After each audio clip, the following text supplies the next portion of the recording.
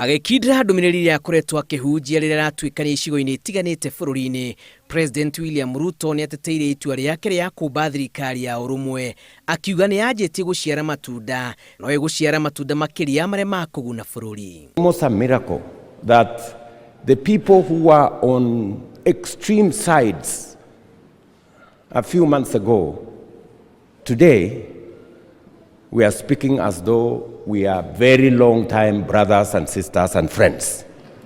And I want to promise Kenyans that I will go out of my way. I will do whatever it takes to make sure that this country is united and that no part of Kenya is left behind as we march into the future as a people.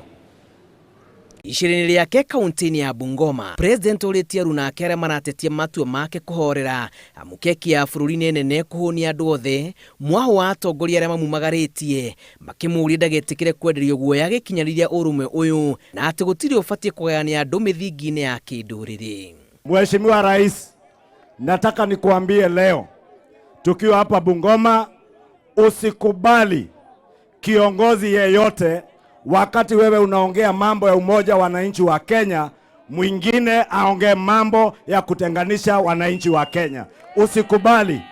Na usikubali kuuziwa uoga ya kuwa kuna kiongozi mwenye anaweza mobilize eneo moja ama nyingine ataitenge na Wakenya wengine.